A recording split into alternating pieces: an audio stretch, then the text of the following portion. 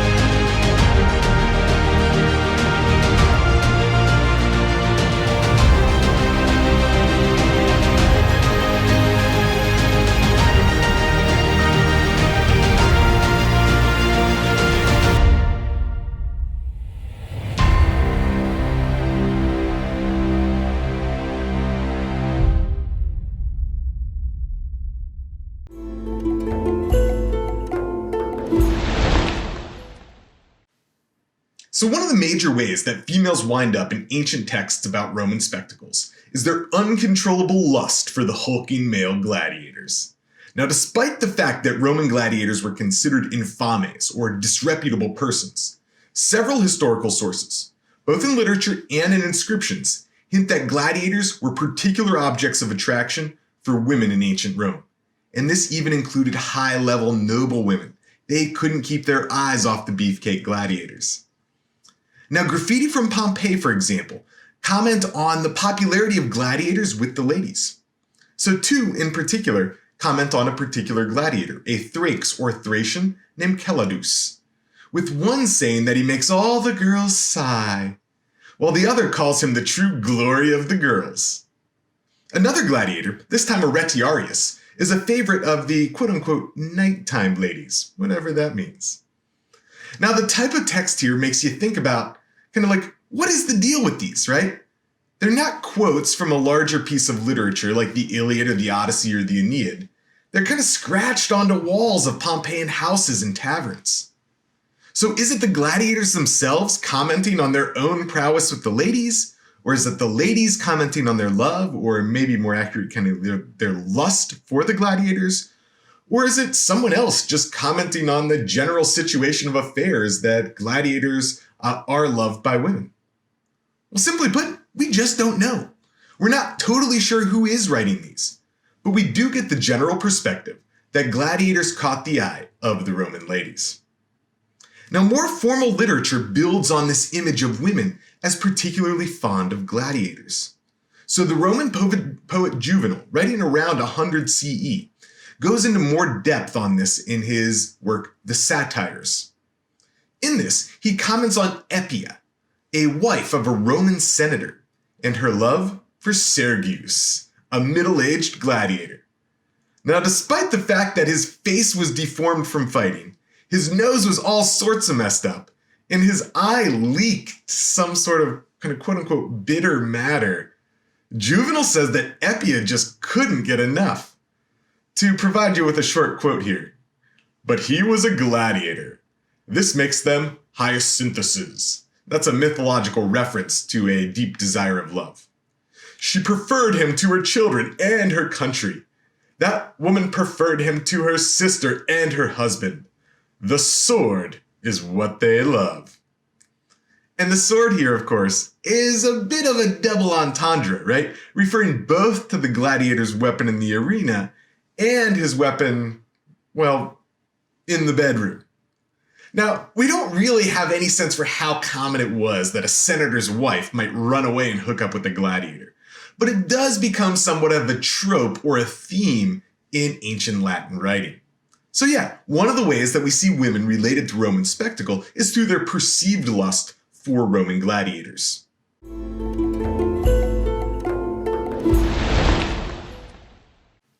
Now, let's give ancient Roman women a little more agency here, right? They weren't just passive objects lusting after the men in the arena. They'd sometimes end up in the arena themselves. Now, several references to women as beast hunters come from the 1st century CE, and that's supported by similar references to them fighting as gladiators. And it appears that the first female fighters were part of the very first set of spectacles to take place inside of the Colosseum itself. Now, our earliest reference to women fighters dates to the reign of Nero, and he was ruling in the 60s CE, a decade before the Colosseum was even built. Now, according to the Roman historian Dio Cassius, Nero forced upper-class men and women to both fight as gladiators and as beast hunters. And this seems similarly confirmed by the historian Tacitus. Now, one of the things that's interesting here is that the reason these historians are bringing this up, well, that seems to be because they wanted to indicate how weird it was not for women to necessarily participate, but for upper-class men and women to be fighting in the beast hunts and gladiatorial matches, which may suggest that these were actually a little more common than we've thought. That's something that's still being debated. Now, it doesn't take long for women to show up again in Roman historical literature. So the Colosseum was completed in 80 CE, right? 80 CE. And during the inaugural games inside the Colosseum, Roman authors once again mention the participation of female fighters. So it's Dio Cassius, once again, who notes their presence, saying that this time they weren't upper-class fighters. And the Roman poet Martial makes at least 2 different references to female participants. So one of the particularly vivid mentions recalls Heracles subduing the Nemean lion, and Martial goes on to say that these women, right, during the inaugural games in the Colosseum, that spectators now saw this feat, the subduing of the Nemean lion, accomplished at the hands of women, suggesting at the very least that they participated as beast hunters or venatores. So we're not certain that Nero's games and the inaugural Colosseum games were the first time that females fought in the arena. As they say, right, the absence of evidence isn't necessarily the evidence of absence. But it does show that we can be relatively certain that by the early Roman Empire, it wouldn't have been completely unusual to see women fight in the arena, either as gladiators or as beast hunters.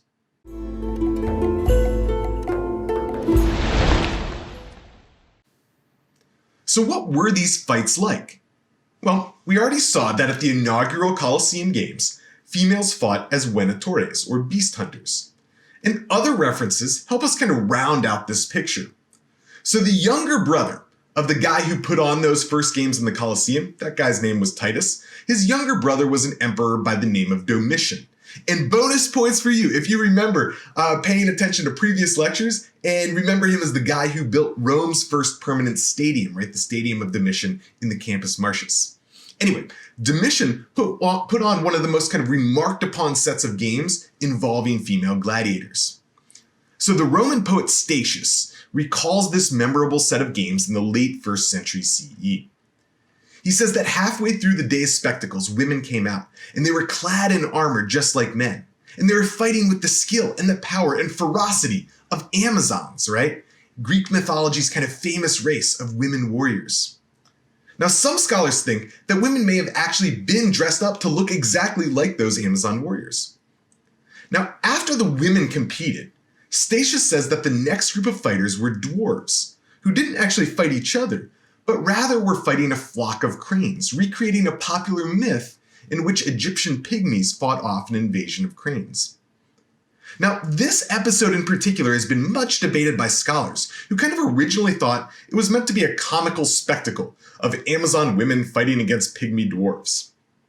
More recently, however, scholars have come to see this as kind of two completely separate entities. So women fighting against women, and dwarves fighting against, well, the birds, right?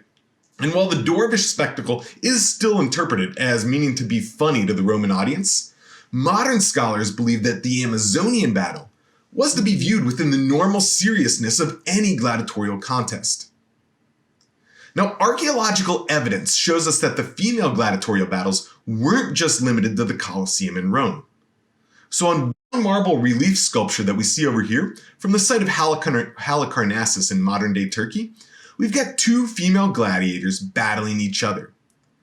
Now, in some ways, their armor resembled that of men, so most notably here the provocator. And while they have shields and loincloths as armor, their breasts remain bare and exposed, perhaps to highlight them as being women so that you could actually see that they were women. Now, below the fighters, we get the gladiatorial names, right? They're kind of stage names. So one of them is known as Amazon, the other known as Achillea or Achillea. And both of these are meant to recall, well, like the warrior women of the Amazons and Achilles, right, the hero of the Iliad. Now, an inscription from the site of Ostia, the primary port city of Rome in Italy, notes that a magistrate by the name of Hostilianus was the first to provide, quote-unquote, women for the sword, which some scholars argue meant that he was providing women for execution. But most of them agree today that he was the first not to provide women for execution, but rather to put female fighters into the arena as gladiators, probably sometime in the 2nd century CE. And fictional evidence, in the form of Petronius's Satyricon, portrays one dinner guest as overly excited about the gladiatorial games because a woman was fighting as an Essidaria. And that's the name for a rather rare type of gladiator modeled on a type of Celtic warrior. So this gives us some indication that female fighters were probably kind of relatively rare if somebody's going to get really excited at their presence in the games. Now, at the end of the 2nd century CE, the Roman Emperor Septimius Severus was apparently not a fan of female gladiators, and he issued an edict that brought to an end all female performances, and that included their participation in the gladiatorial games.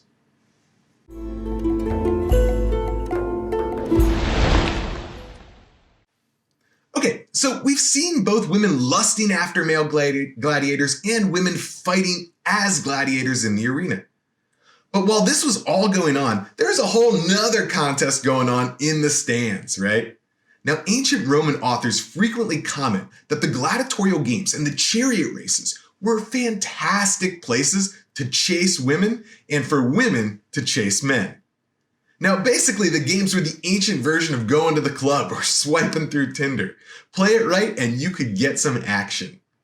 Now, the Roman poet Ovid, writing in the 1st century BCE, gives us a kind of play-by-play guide for exactly how to pick up the ladies at the games. I think this is good enough. We gotta quote him in full here. All right, so, quote unquote. Furthermore, don't overlook the meetings when horses are running.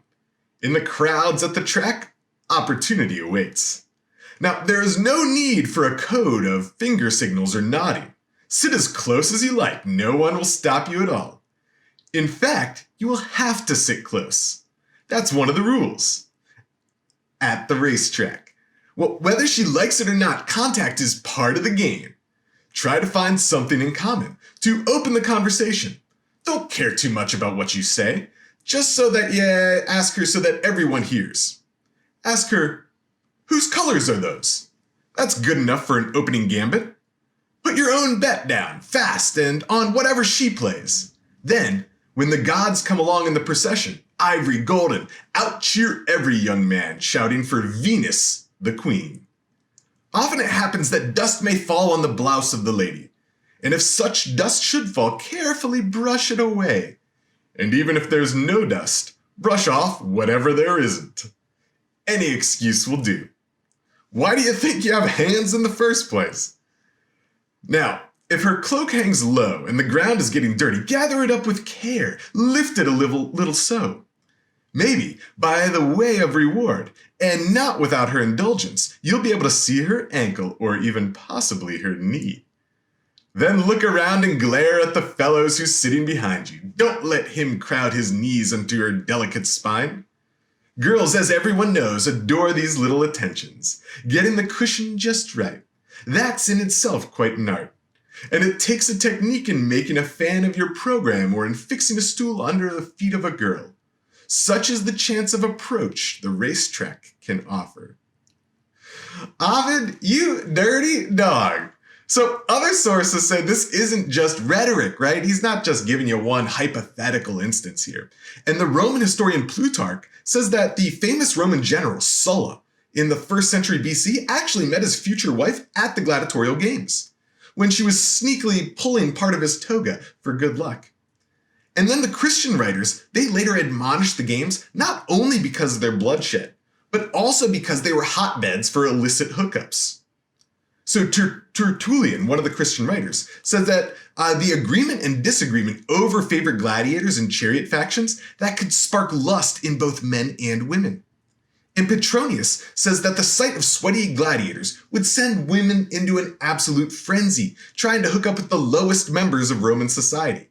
Actors and mule drivers and whoever else they can find. And he says his own mistress, quote unquote, would jump over the first 14 seats from the orchestra. That's kind of where the respectable men sat, right? And would look for something to love among the lowest crowd. So yeah, the action was indeed as much in the stands as it was in the arena.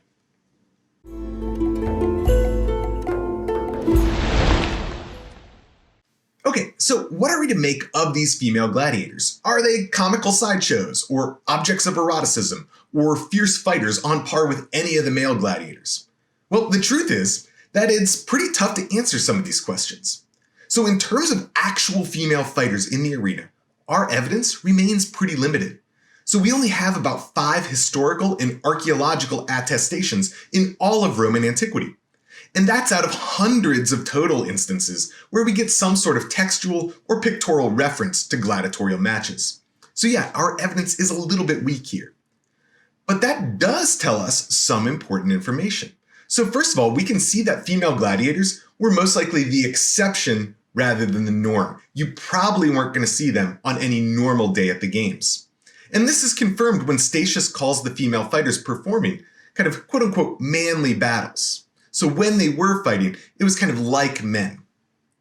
And modern scholars have suggested that it may have been more common for women to perform as beast hunters, fighting a boar or something of that nature, rather than the kind of full-fledged gladiatorial combat between people. Moreover, we can also see that Romans didn't have a penchant for doing something like pitting men against women in fights. Because those attestations that we do have, right, about women in gladiatorial matches more generally, suggest that Romans prefer to see a fair fight, right, an evenly matched fight, rather than kind of a comedic performance between mismatched opponents. And we can see this in the matchups that were commonplace, right? We saw the Retiarius and the Secutor, we saw the Thrakes and the Murmillo, where these advantages and weaknesses are strategically paired to put forth a fair fight. So we get women when they do fight against other women, men when they fight against other men. And so overall, right, we just don't have any evidence of women fighting against men. In short then, a couple things seem clear, right? Female gladiators were not a joke, but rather a source of kind of amazement at their ability to fight with the courage and the ferocity that Romans would have normally associated with men. And female gladiators also, kind of most likely, were not particularly common, at least so far as we can tell from the extant ancient sources. Nonetheless, they have left their lasting legacy that modern scholars, and Hollywood in particular, still find very attractive.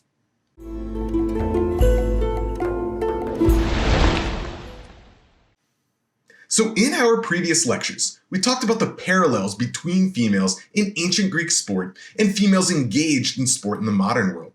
And in that discussion, we concluded that while some things have changed, right? I mean, we don't throw women off a cliff for attending the Olympics anymore. The inequities between female and male athletes still persist into the modern world. Now, considering the parallels between females and spectacle is just as intriguing. Now, I think most people today would consider the stars of women's tennis and the WNBA as really true athletes, right? Not the objects of spectacle. So, what might be a useful parallel here, right? What could provide a similar sort of parallel to females stepping into the role that males had to fight as gladiators in the arena? Now, to some extent, the world of women's boxing and women's mixed martial arts does highlight a kind of growing interest in watching women compete in combat sports. And that's at least somewhat similar to the gladiatorial games, although probably a little bit of a better parallel for ancient Greek boxing or the pankration in kind of the wider world of ancient Greek sport, right? Now, one could take it in the other direction and think of examples where females are entertaining traditionally male-dominated sports, but doing so in a way that's kind of less serious, right? And one example of that might be something like the Lingerie Bowl, right? That happens around the same time as the Super Bowl every year. And even in this though, right, it seems like the actual action on the field is taken seriously by the competitors, but their kind of rather kind of skimpy garb suggests it's more of a spectacle for the fans than a serious sport.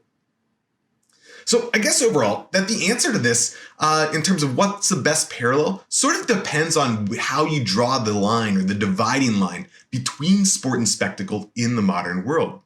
So there are all sorts of examples of women entering sports previously dominated by men, participating in a serious manner, and then growing the popularity of women's participation in that sport.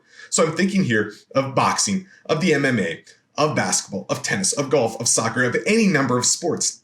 And in many ways, I think those are actually all really good parallels to what we get with female participants in spectacle, with the main difference being that in the modern world, female participation has grown the popularity of those sports, making them more commonplace, rather than remaining a kind of very serious event, but a also somewhat rare event and occurrence in the ancient Roman world.